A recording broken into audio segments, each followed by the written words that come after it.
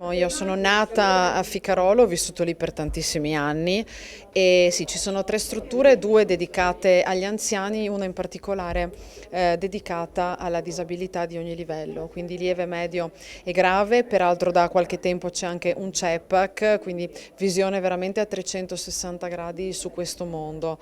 E davvero voglio rivolgere anche il mio personale ringraziamento a questa struttura, a tutti, al personale, agli operatori che veramente devono creare una famiglia all'interno di un ambiente che non è assolutamente facile. Io sì, mi sono avvicinata così alla realtà della disabilità, di fatto poi questi ragazzi giravano per le nostre strade ed era anche bello, è ancora bello incontrarli, anche se sono molto in meno, ecco, a girare in questo momento per le strade del mio paese. Ma da lì è stata accesa la miccia poi per occuparmi del tema a livello provinciale e poi regionale. Devo davvero ringraziare di cuore Laura Bocchi che ci ha dato la possibilità di essere parte attiva in questo tavolo di lavoro, che non è un tavolo di immagine, è veramente un tavolo di lavoro all'interno del quale si parla di iniziative, si condividono anche momenti e dubbi che provengono quasi sempre dal territorio, per cui per me è una grandissima opportunità che va oltre il ruolo che ho in questo momento, ma è assolutamente un impegno personale del quale vado fiera. Il modello DAMA esiste già in alcune parti dell'Italia ed è un modello importantissimo per le persone con disabilità perché aiuta l'ingresso nelle strutture e prepara il personale e quindi li supporta nei momenti di difficoltà all'interno degli ospedali. È un modello che va costruito chiaramente, il tavolo nazionale sta già partendo e quindi sta già creando delle linee guida. Noi abbiamo chiesto alla Giunta regionale al Veneto che intanto noi partiamo con un progetto pilota in modo tale da cominciare a fare una mappatura dei luoghi dove si può già partire per supportare, appunto, ripeto, le persone con disabilità all'interno delle strutture sanitarie e sociosanitarie. Tutto questo però ha un costo.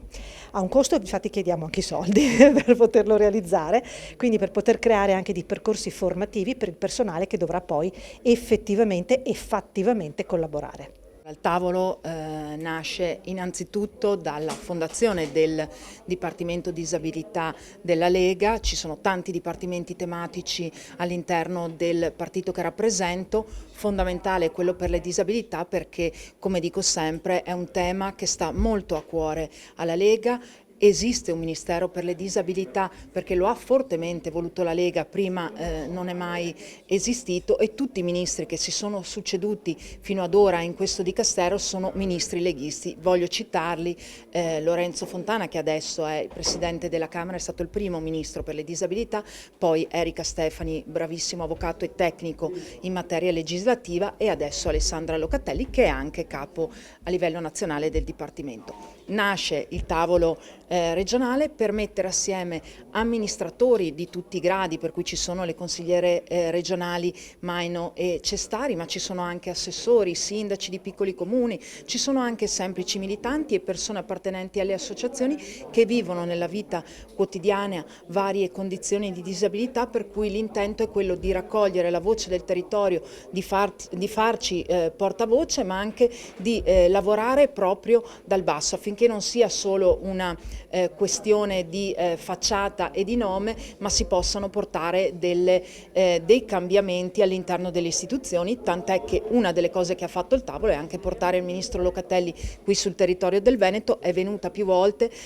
anche la settimana scorsa abbiamo visto e vissuto dei momenti particolari in centri residenziali. Qui in Veneto abbiamo delle eccellenze che dobbiamo portare a livello nazionale perché alcuni comparti della disabilità, come per esempio l'autismo ad alta compromissione, sta vivendo delle difficoltà e un incremento, per cui dobbiamo renderci conto che bisogna portare avanti dei centri residenziali che possano essere d'aiuto e, perché no, anche quando possibile aiutare i genitori nelle case a poter tenere i loro ragazzi e i loro bambini quanto più a lungo possibile nel loro contesto.